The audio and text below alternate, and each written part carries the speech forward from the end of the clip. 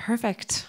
Well, this is the last session of the day of the ICoD platform meeting in Kaunas, Lithuania. It is my pleasure at this point to invite the first of the last round of speakers, Don Lim from the DesignSingapore Council.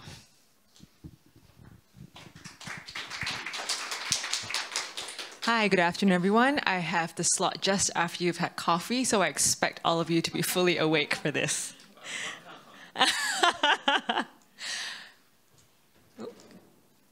Let me start with this image of Singapore. And I just get a show of hands. How many of you have been to Singapore? Just the airport. Airport counts. There we go. Okay. And how many of you have been there within the last decade, 10 years? Okay, same people. Okay. So this image will look familiar, right? And the reason why I'm sharing this image with you is I'm just sharing a little story here. If you watch Westworld on Netflix, season 3, when they leave the Western world and they go into what the future or the real world is, that's filmed in Singapore. And the reason why that was filmed in Singapore was when the co-creators and the directors were looking for a place to film that would be representative of the future, they went to Bjarke Engels, who is an architect that's known for having that futuristic inclination. And he said, you want a future? Go to Singapore. And so that's how this and this, well, yeah, ended up being the feature of Westworld Season 3 of the future. Now, what has Westworld got to do with design education, right? We're going to talk today about design education, reimagining design education for the future. We're talking 30 years in the future. There is no point talking about education in the future if you don't have a future to imagine. And if you don't have a future that you believe you can design and that you can impact. That aspiration is what makes design education so valuable and why we believe that we need to have that vision for a 30-year plan for design education. So I'll share just a little bit, this is where we get a little bit technical here. We had in 2016 launched a Design 2025 master plan. So we're coming up to that 10-year mark in a couple of years. And in that master plan, we have 5 pillars you can see here, of which one of the first pillars there is on education, which is infusing design into our national skill set. And why is that important? If you look at the vision of Singapore, our vision is to be an innovative, driven economy and a lovable city by design. These few days that I've been in Kaunas, we talk a lot about lovability, right? And innovation is very much driven by creativity, right? Very much driven by design in all its aspects and all its sensibilities. And this is why design education forms one of the pillars of our master plan for design. It was not a straightforward task, even though I know maybe many people have an impression Singapore was very effective, very efficient. It still took us a couple of years to get to this point where I actually have a vision to share with you about design education. So in 2016, we had a master plan. Coming out of that master plan, we formed a design education review committee. And 2 years after that, they released a report. And in their report, they recommended that we should assemble an advisory committee. And the advisory committee took 2 years through COVID to launch the first report, which is what I'm sharing today, of the way forward. Now, what is interesting, I think, for many of you here is that this Education Advisory Committee was actually appointed by the Ministry of Trade and Industry, not by the Ministry of Education, right? And that is because the point of the plan is to have a much closer nexus between industry and education and not have those operating separately in silos, such that there is cooperation, collaboration, but also employability when the design students come out from their programs. And you will see that there's 3 pillars of representatives in this committee. You've got the representatives from the education institutions, so all our institutes of higher learning, universities, polytechnics, technical schools are represented. We've got members from the government, so ourselves as the Secretariat, as the Design Council, but also members from different ministries are there. And then industry leaders, these are employers of designers and they come from both the small and medium-sized agencies, but also large multinational corporations who have design teams. So it's all represented here. Just a quick snapshot, you wouldn't know any of these faces, but these are all 30 of them who sit on the committee, and all of them volunteer their time to be on this committee. They're not paid. We don't give them honorarium for any of the time, but they do this voluntarily because they all believe in that future of education. 2 tasks of this committee. On your left, you'll see it's very much focused on developing design talent with transdisciplinary skill sets. What does that mean? T-shaped talent. So these are your designers, actually many of you here, right? Your deep domain expertise in a particular area, but also we want to make sure that you can cross and interconnect beyond just that deep domain, because actually a lot of the complexities and the problems that we face today are no longer fixed in a single domain. Right? So this first task is to develop designers who have the ability to go deep, but also across. Now, on your right, it's the other half. It's everybody else, right, who are not professionally trained as designers, but for which design sensibilities and creativity skills would help in everyday life. Because whether you're driving innovation in your organization, in your school, at home even for that matter, problem-solving skills and using design as a process, design sensibilities and the way you think and craft, those are all life skills. And if you remember what I said earlier about Singapore being an innovation-driven economy, we got to equip everybody with those skill sets. So after this is the first phase of the Design Education Advisory Committee, 2 years that they've come, and they've just started phase 2 of the committee to look at implementation of these recommendations. So coming out of this first phase, 3 recommendations. I'll run through them with you right now. The first one is they have set, the 30 of them have set the point of vision for the design education in Singapore. Now, what does that point of vision encompass? The snail, or the swirl, or whatever shape you want to say. There's 6 parts to this strategy. So it starts, if you follow me from the outside, the red part of the swirl, so design as a life skill, which is what I said, everybody has the basic skill sets, right, for design. People and planet-driven design, design in everyday life, right, problems that are in everyday life. Design as an ally of technology. We've talked quite a bit in these past few days about how technology actually is driving a lot of the problems, but also the progress as humanity and the world. But design needs to have a human-centered place in that technology design. We move on to research into, through, and for design. Developing design research as a capability and as a respected practice. Moving on, experimental by design, experimentation, prototyping, right? Trying things out as a way of life. And then last but not least, a distinctive design education. We have several schools in Singapore that all offer design education.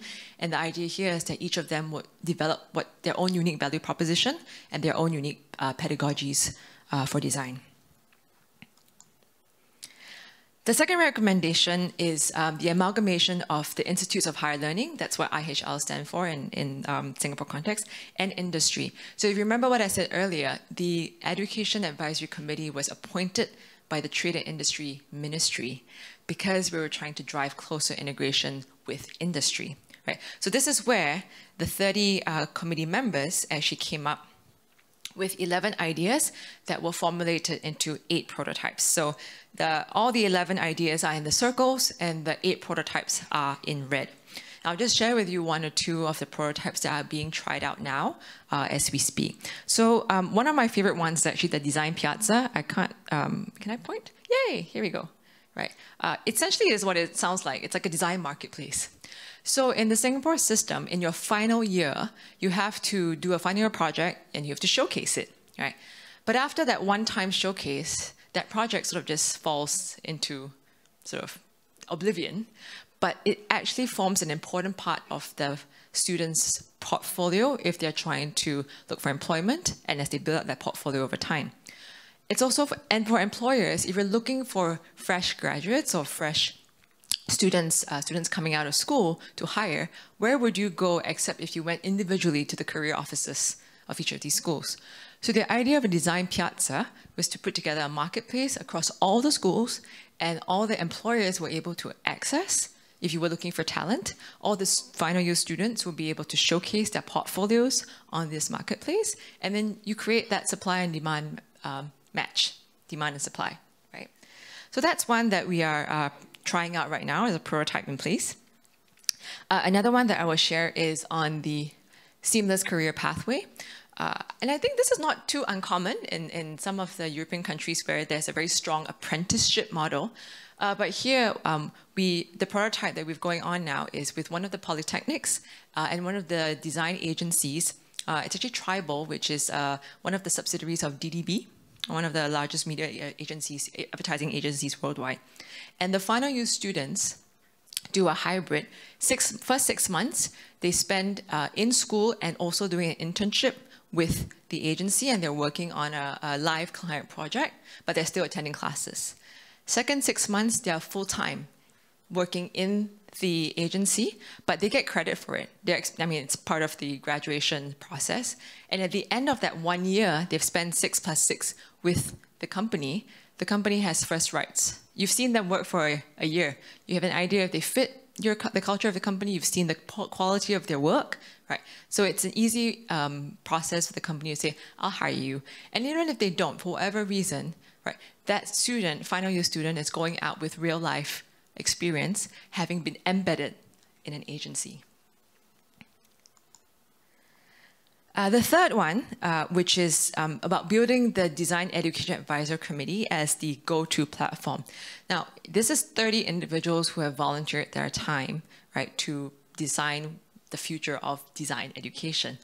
And there's nowhere else in Singapore, or actually in the world, I think, that all these different stakeholders have come together to put that point of vision forward.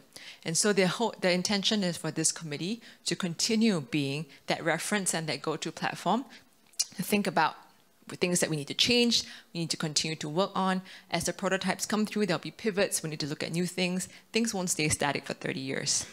And so this committee, and as people come and go, this committee as a platform is intended to be that reference point, that focal point for design education. And actually that brings me to my summary slide. So this is pretty much summarized. It's a bit small, but it summarizes sort of everything I've mentioned today about shaping a design education system that is globally recognized across 6 strategy pillars, right? To combine design education and the industry together. We're trying out 8 prototypes at the moment, and the committee as the go-to platform for design practice, thought and practice leadership going forward. And if we get this right, and I hope we do, and we will use a design process to this, we will have to pivot, things will change. But in 30 years, by 2050, I hope I can tell you, if I'm still here, right, that we have nurtured the next generation of creative thinkers, of thought leaders, right, who will be able to help our economy move forward in this future economy. Thank you. Perfect. Don, I'm just going to we'll take one question. We're kind of tight on time, but we'll take one question from the room for Don. If there isn't one, we can move on to the next speaker. And I'll just show you a nice picture of Singapore where I'm at it. I have a very quick one. Okay, wait up. Liz is going to bring you the microphone. You want this one? Yeah, I like this one because this one. You know the architect of the Singapore is our architect. He's from Montreal. We have his first building, and you have one of his most recent. Anyway, it's a quick question regarding how can you make all those people work together? Because when I was still in education, getting to talk to another university that has a design program was a nightmare. They are all in fierce competition and, fighting each other instead of collaborating and working together. So how do you get them all to the piazza? Yeah, so that's a really good question. I have to say, I think there's something culturally unique that we have in Singapore. So that's one, and two is we have a neutral body that does that. So maybe I take this, I talk about the second one first. So Design Singapore Council, we are the neutral body because we are part of the government. So we can aggregate, we can convene. We're not biased. We're sort of equal rights, and everyone has a fair chance, right? And so there's no preference for any university or school to be given special privileges in this. So we convene and then they all come, right? So that's a privileged position that we have as a council, right? Because of the way we are structured. The other part of it maybe is a bit more nuanced, because as a society, I think, because we're a fairly young country, we're like 57 years old compared to everybody else's countries here. So a lot of the culture of the country is very much premised on we need to work with other people because we don't have the resources ourselves. And that's also, I think, the psyche and the DNA that's baked into why the country looks like this. We don't have enough architects on our own to be able to design things like this, so we invite global architects to come in and inspire us, for example, right? And we're not territorial about, no, this is mine, this is yours, right? We're a global hub, right? And so I think it's that mindset that actually we need to work with other people, otherwise we won't be able to do this on our own because we're just way too small. And then, you know, combining that with the fact that there's a neutral body that can convene and, you know, they will all have an equal seat at the table, I think that makes a difference. Yeah, pleasure. Okay, so that's that.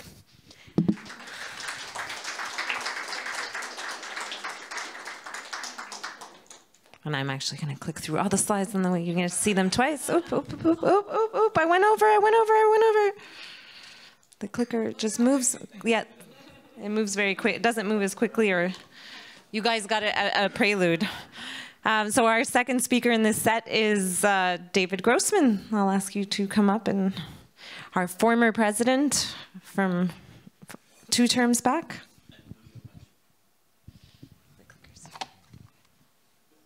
Okay, thank you. Thank you all.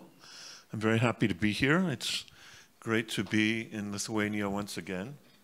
And it's really been very interesting yesterday and today to hear the different presentations.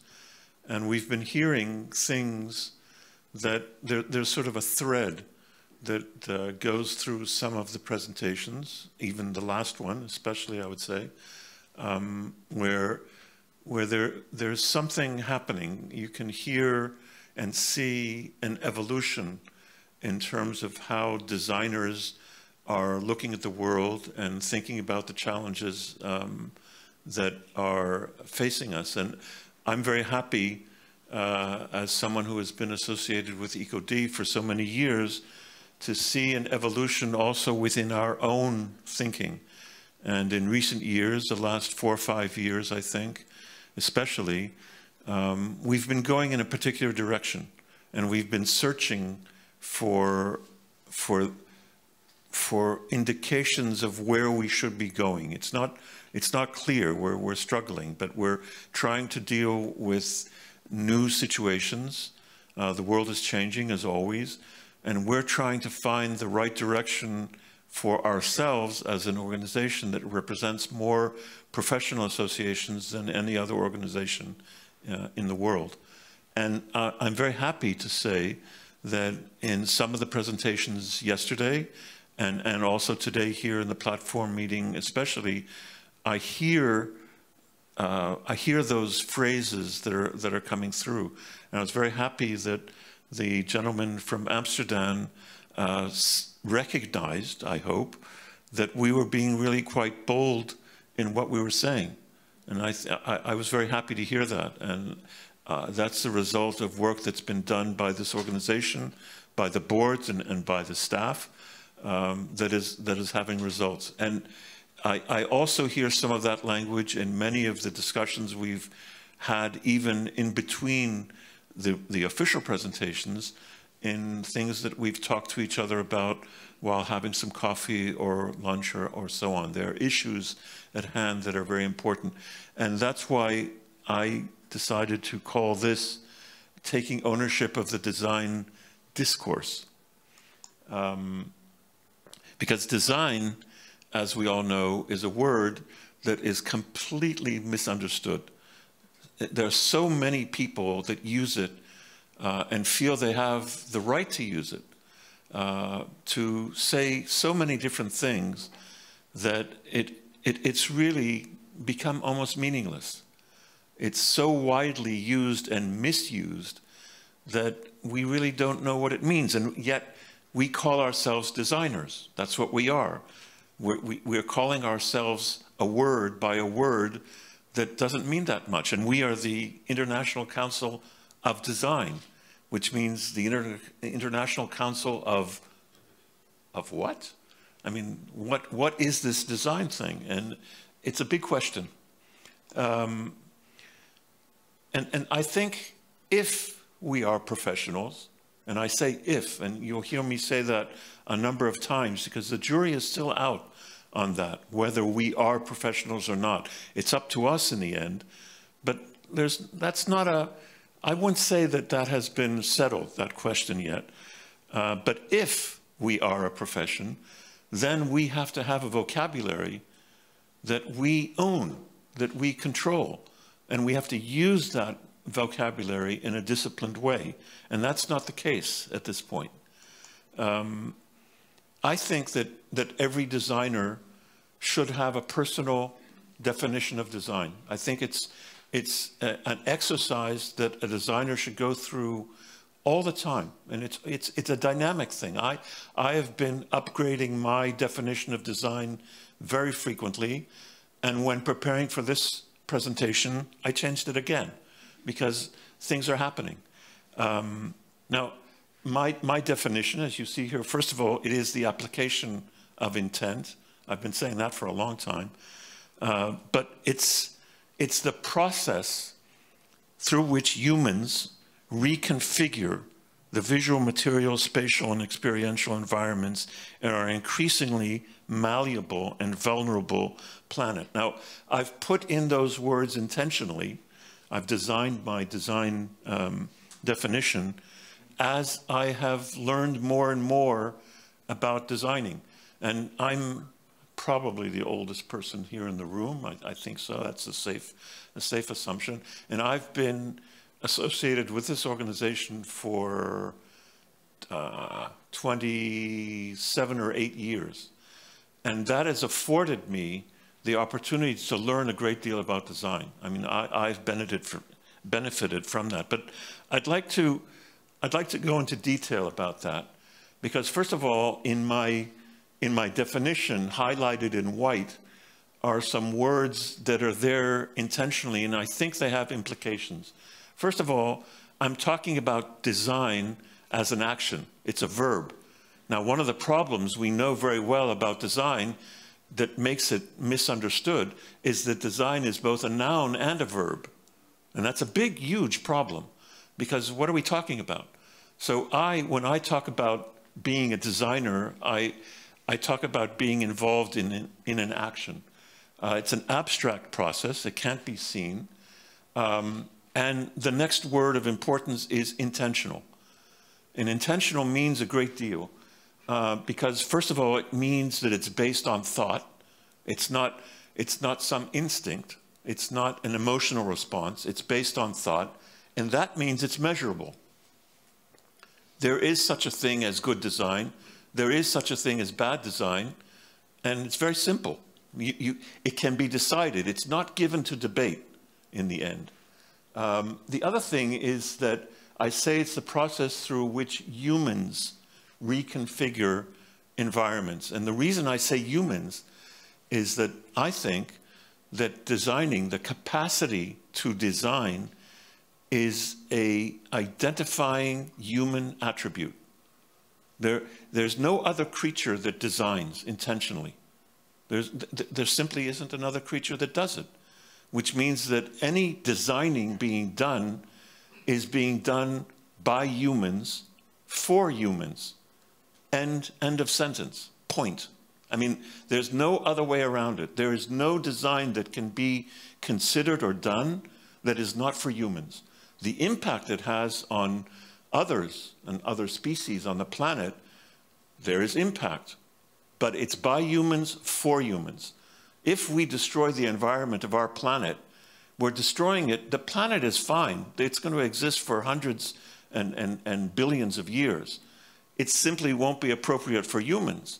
It might be appropriate for cockroaches, and they might think it's a good idea what humans are doing to the planet, because once it's inhospitable for us, they'll have a free reign, and they'll be happy about it. Let's see what they do with it. But what I'm saying is that it is human, it's a human attribute, and in it being a human attribute, it's universal. All humans have the same capacity. It's a human attribute. It's not Western, it's not national, it's not according to some religion or cultural heritage. Humans are those that are able to design. It's a human capacity. And that means automatically that not only is it by definition inclusive, but it's diverse because it's for all of us. And many of these issues have come up. Now, finally, and this is important for me, if it is the process through which we reconfigure environments and that our planet is increasingly malleable and vulnerable, that means that built into being a designer is responsibility. There is no design decision that a designer can make, no matter how mundane, that there are not repercussions and obligations involved. So that's my definition.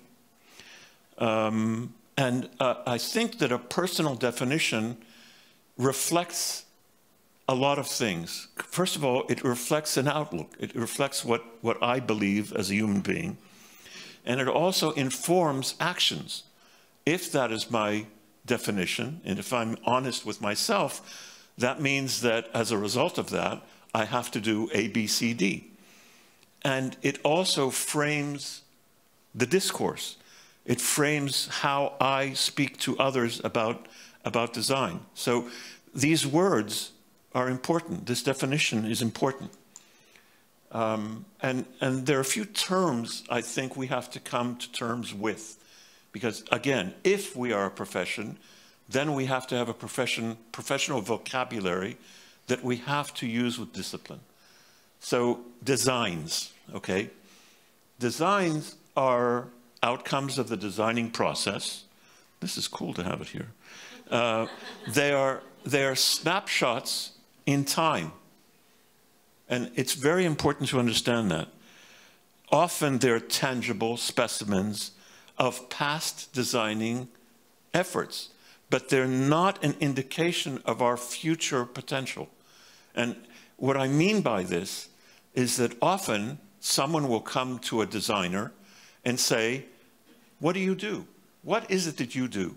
Which is a golden opportunity. Someone is asking you to explain to them, what is this thing you do as a designer?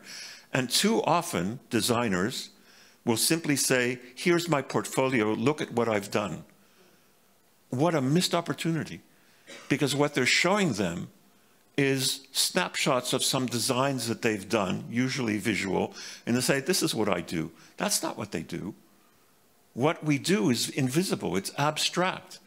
And here we have an opportunity of someone asking us what it is that we do, and instead of taking the time to explain to them, well, designing is an abstract process where we have to have this kind of skill set and this type of experience, and we work with others in order to do ABC, at which point the person might say, ah, that's interesting, I never knew that, I just thought you made nice stuff, pretty things. So designs are not the measure of what we can do. And we are lazy when we simply present designs as examples of our work. And by the way, giving prizes for designs is also a questionable activity. Maybe we should be giving prizes for designing. I just saw a book outside that you guys here in Lithuania have done that show designs, but in addition, it answers questions of why we did the design and what the process of design was. And I think that's the way to award good design. We had designs, and now we have designing. What is designing? So designing is really, it's difficult. It's an abstract process. It's invisible. It's difficult to observe. It requires a broad range of skills and knowledge, requiring effective interaction with a wide range of other disciplines. That's what designing is. And it takes a long time to be in a position where you can do this. Not only do you have to have 4 or 6 years of design education, but you probably need another 4, 5, 6 years of experience of actually applying it. So behind a professional active designer is 10, 12 years of investment. And that's very important to stress. So who are designers?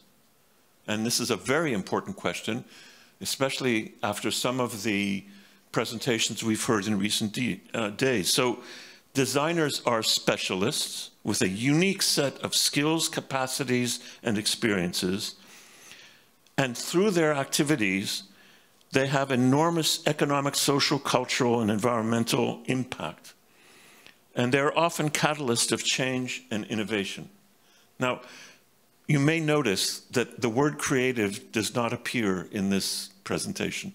Creative, that's not in my vocabulary yet, because I haven't really reached any conclusions about that, because I think it means everything, and therefore it means nothing.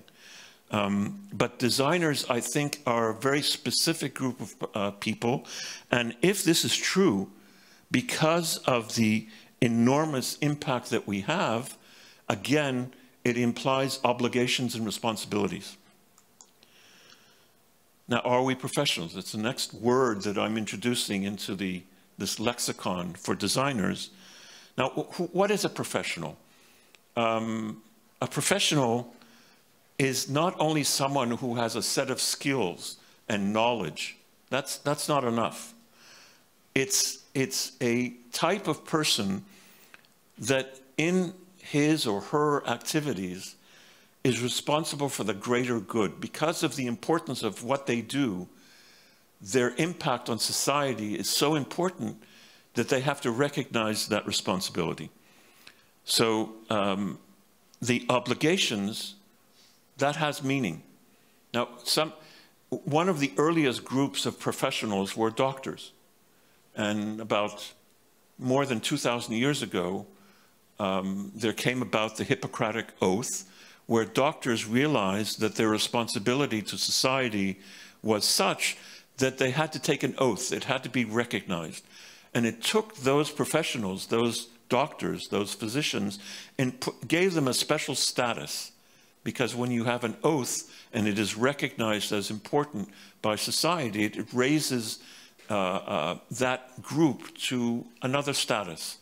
Lawyers, for example, are officers of the court, which means they have an obligation to the court and to laws, which puts them in a special situation, and it raises their status. Those are what professionals are. Now, are we such professionals? We'll see. I don't know yet. I hope we are, because I would not want to practice design not as a professional. But if we are professional, that has implications, because it means there is a code of conduct. There are ethics, and there's a community. You cannot be a professional as an individual. You can only be a professional if you're part of a professional community that protects those standards and implements them and can be recognized as such by the rest of society. So if we are professionals, if we are going to conclude that we are professionals, that implies self-awareness. We've heard that before today. And that means a language and a vocabulary. It means that we have a group discipline and cohesion, because if there is no community, there is no profession. I think it means that we have to reframe the history of design. And I've heard a number of, over the past 2 days, reflections on that. And it really takes the history of designing in the modern sense and starts about 200 years ago. Even ICoD has said that too, I admit that. I think that that's a mistake. I think that in order, if we understand our profession correctly, I think we have to go back at least 10,000 years. That's nice. And frankly, I go back 250,000 years. I think our history is the history of Homo sapiens. And I think that changes the way we should see ourselves. Happy to talk about that, but it's a long discussion. It changes everything when you look at it that way. But you know what? Okay, I'll say a sentence on that. What I'm trying to say is that the essence of designing is reconfiguring the environment, the physical environment, the visual environment, to better survive an environment that is often hostile. And that was true 250,000 years ago when these rather second-rate creatures called Homo sapiens discovered that if they did things to the environment, they had a better chance of not being the prey of another species. And that worked. That designing thing worked. And now here we are, to the extent that not only do we control the environment, but we're threatening to destroy it. So I think that if we are professionals, we have to have a reconfigured design curriculum. We have to have a reconfigured design practice. And we have to have a reconfigured design community. And that means a reconfigured ICoD as well. We have to think about that. Now, there's a lot of jargon around. And please don't be offended, those who will be offended. And I say that intentionally because I've heard a lot about this thread through all sorts of presentations that we've heard over the past days. Yesterday there was a presentation saying that with design we could secure peace in the world. I mean, the jargon, there is jargon that is incompatible with a professional designer language. And that is, for example, human-centered design, because any design has to involve humans. There can be no design that is not related to humans. It just doesn't exist. Monkeys don't do it. Now, there can be bad design. There's a lot of that. But it's bad design intended for humans.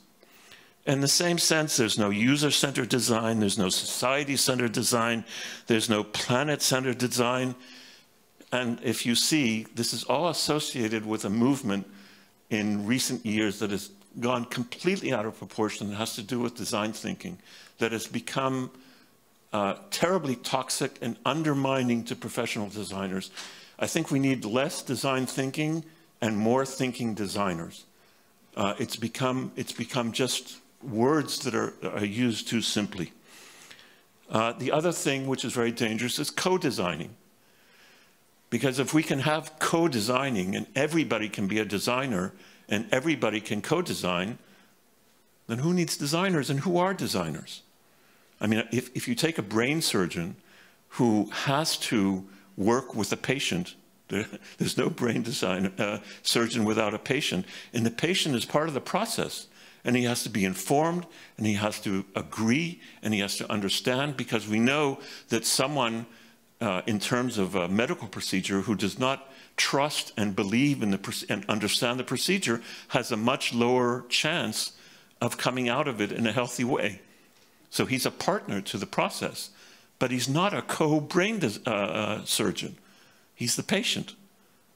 And what designers bring to the table a great set of skills and experience. They have to be given, if they're good. If they're bad, we have to get rid of them. That's design malpractice. But they bring to the table a great deal of experience.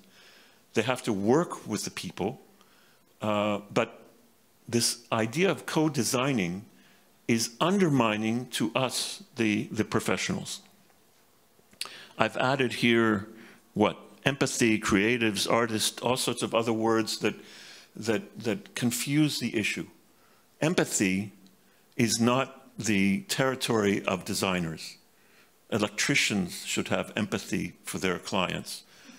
Plumbers should have empathy for their clients. Everybody should have empathy. Human beings should have empathy. Empathy is not... Designers don't bring empathy to corporations, and corporations don't have a nervous system that understands empathy. They only see empathy as a way to make more money.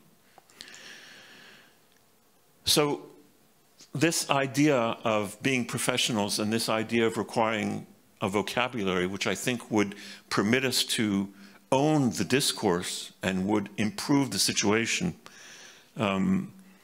It's really a simple challenge. All we have to do is persuade all the rest of the designers. We can do that, right? I mean, we can start doing that. And then once we've done that, all we have to do is convince everybody else. And once we've done that, designing will be better understood and we'll be in a better situation. Otherwise, the other option is to change the name. Just forget about designing, give it up because everybody's doing it, and we'll call design George. And you know, there'll be Georges and there'll be Georging and things like that.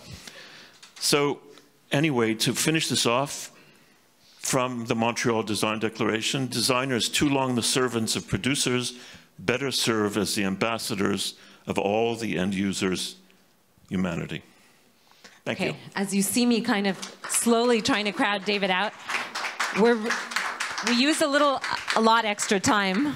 Is there a burning question that can't wait until after the next presentation? I will take one burning question if someone absolutely feels they want to intervene. One burning. But I want to leave enough time for Lena, which is the last speaker, to have her presentation. So burning questions that can't wait until after Lena talks? No burning questions. No? Okay, perfect. Did you turn yours off? So what we're going to do is we're going to move to the last speaker of the day because we still have other activities going. So I'd like to welcome our newest member. Actually, the Polish Association of Designers will become a member tomorrow officially at the GA, but I introduce you Lena Pianovska. Thank you for coming here. Thank you. How much time do I have? What time you should finish? Okay, thank you. So, hello everyone, and yes, hello from Poland, but also hello from Ukraine. As few of you know, I'm Ukrainian. I'm from Kiev, and a lot of years, like 28, I live in Poland. So here I represent the Association of Polish Graphic Designers. Yes, it works, yes. So we are like celebrating this year our 20th university, and a few words about us. We like people, we like design, and we like to do parties. Actually, we are very good in parties, but after time in Kaunas, I'm not sure that we're so good. Probably you are much better. So I will tell you not about design today. I will tell about community and about what we did as the community for the crisis in Ukraine and for Ukrainian designers. So it was like March 2022, and the crisis and the war in Ukraine is started. And actually here should be my friend Philip, who just called ICoD and asked, can we do something together? And we started our weekly meetings. So every week, you can see here faces. We were thinking and we had brainstorming, what can we do? Because, you know, before it was, we are close in Poland to Ukraine. So for us, it was very natural problem. Every day, 60,000 of refugees were crossing the border. So it was every day. It was crazy, and for the first month, it was just like we need to bring those people to us, after feed them, and after give them accommodation, and it was our main work in Poland. And when we just slow down, we start thinking, what can we do also for design community? So that's how it started. We just were brainstorming, what can we do? And we agree that first thing we do, we create actually international platform which is, I believe, one of the biggest for today. It's the place where you can find a job proposition from different countries, and also people from Ukraine can search for collaboration and for contacts and also for a job. It's very simply designed, but you can search here like a position, and also you can search by country, and you have like job offers, and also you have people that looking for the job.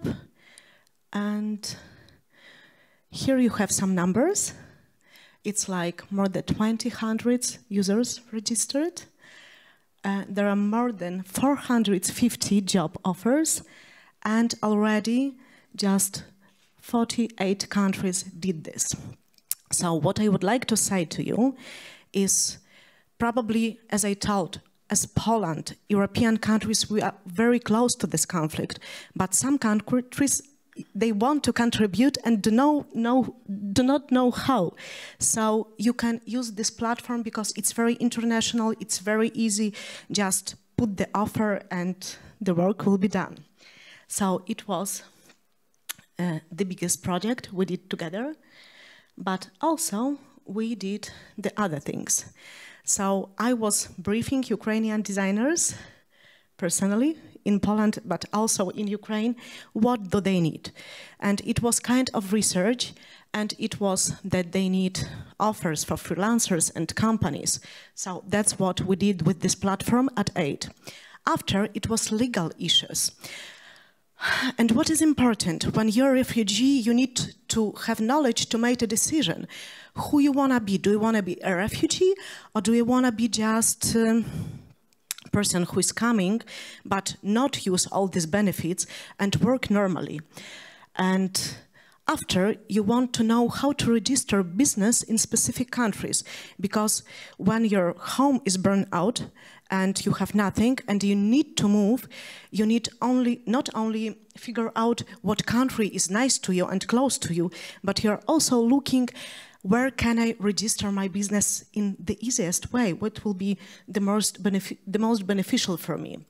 After, it's happened that we are not often able to give people work, but they need also co-work and integration. So you can give them a desk.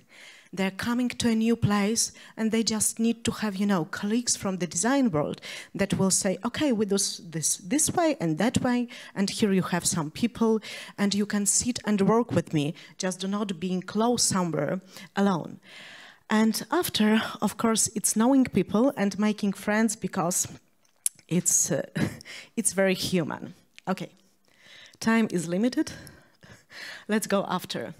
So after those brainstorming, we were sharing with each other what we already can do in our local communities. So we were acting like locals, and it was, okay, you do the articles, we can do the same. You do these things, we can do that things. So the main things we did as the group, it was articles with the legal advices. Also, it was interviews with the Ukrainian designers. We started blue-yellow communication, so people just feel the support. Yes, color, it's very easy. After, we did poster exhibitions. It was worldwide promotion, yes, we did a good exhibition. Actually, it's in Madrid now. And also, we offered for free membership for Ukrainian designers. So, and it was like basics. Now I show you something. It was the poster exhibition. So we asked Ukrainian and Polish people, they were just sending posters, a lot of them, and we were posting, but also that's posters from this exhibition. Just a few examples. And this one is a very famous poster. It calls Russian Bear. It shows everything, what we are actually seeing for this 7-8 months. So Paweł Jońca, he's very well-known Polish illustrator. He's actually not a person you can talk with, because when I asking him, can I have interview with you? He's answering, you have everything in my work, I will not talk. So he won like the all prizes, which is possible. And he did also one more funny things. He just put the good size, big one, of his work, able to buy for 10 zlotych. It like €2.50. It was very cheap.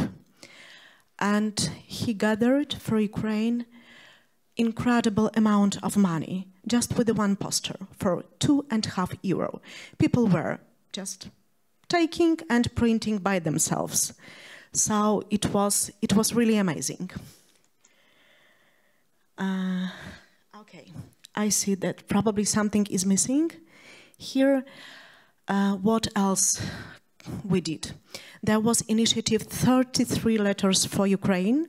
So topographists, they started to do the project, and it also became a worldwide, and it was very nice.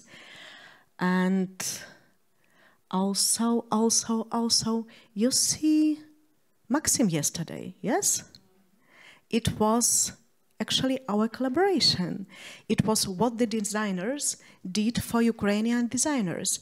Because of Jonas reached me with this topic to find someone who can talk about cities, and other person, they just help to find such person and to bring such person, which is not so easy because man cannot leave Ukraine because of the war.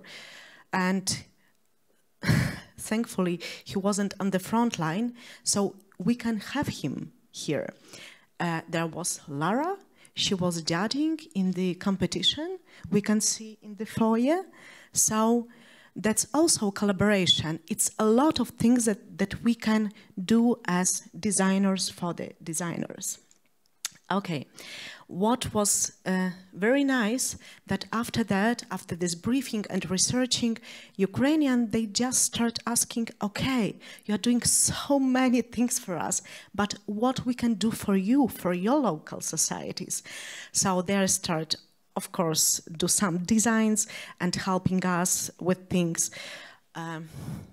It wasn't not only designers, but actually huge group of Ukrainians, they started to clean Polish park areas.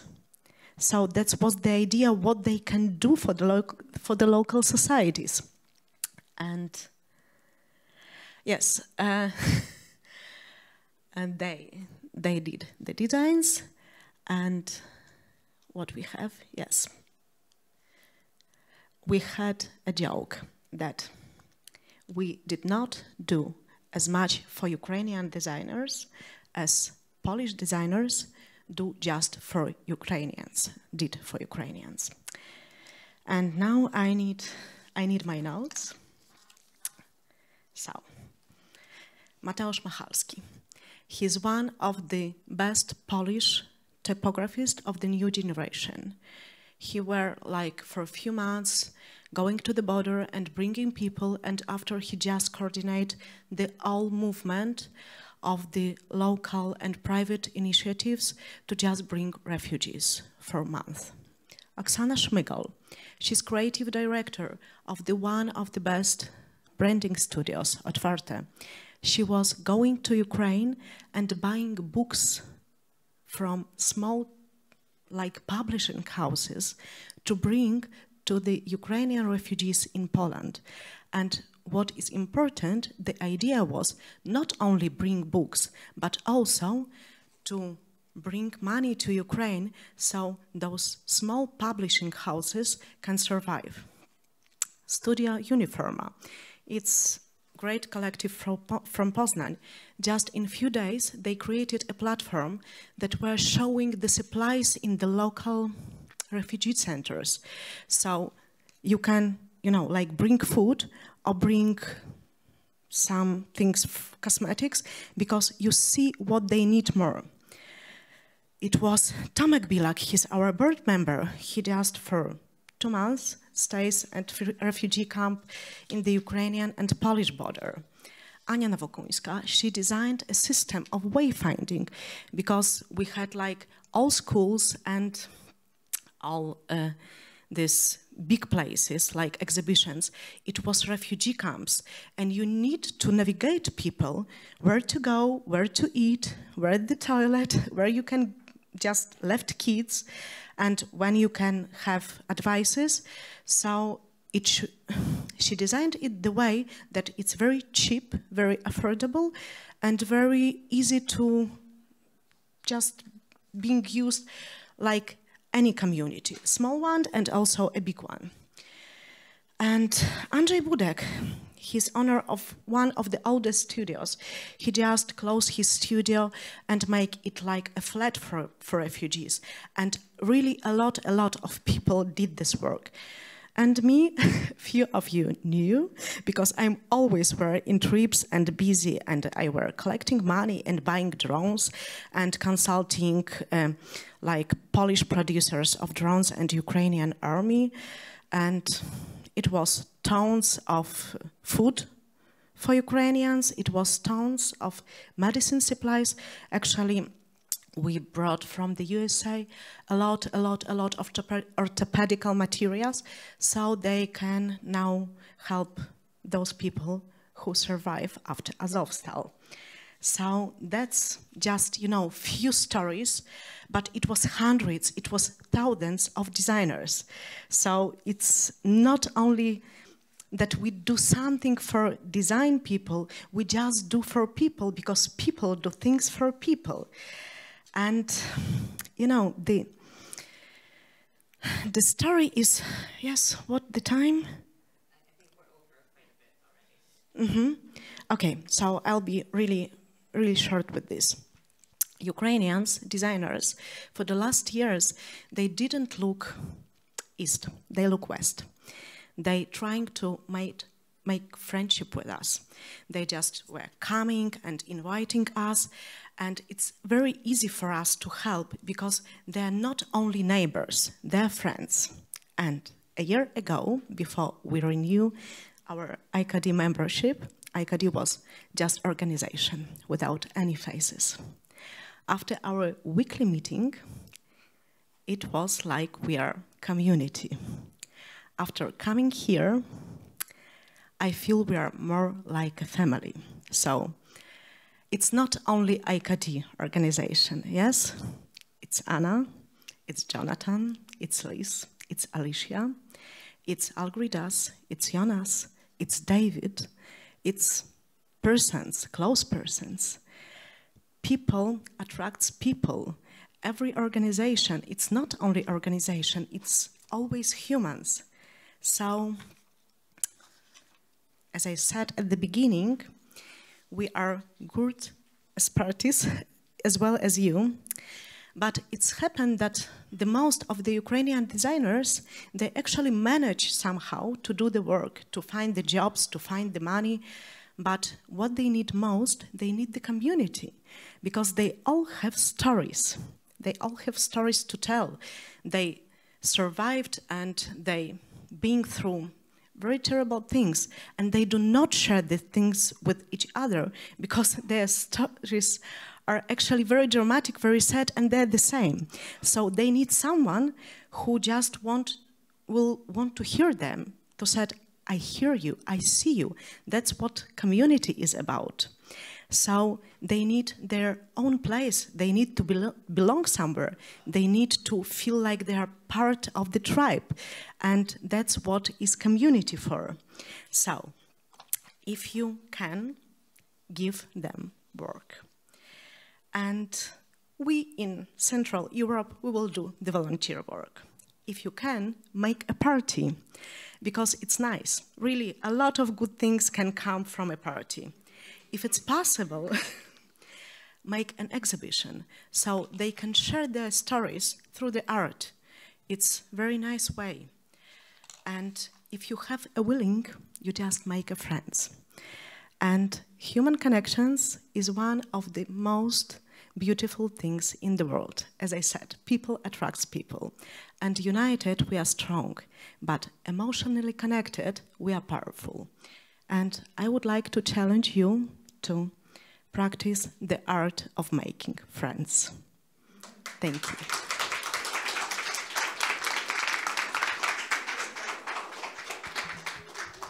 Thank you, Lena. That was a very nice way to close what is all our presentations for the day. So we're going now into our final session, which is a breakout session. So I'm going to ask you all to get yourselves together and go into the other room. We're going to end the live stream at this point for now, as we go into the breakout sessions. So just those of you in the room, grab your things. You can leave stuff here also, but start heading into the other room where we did the speed dating this morning, and we're going to have a little talk.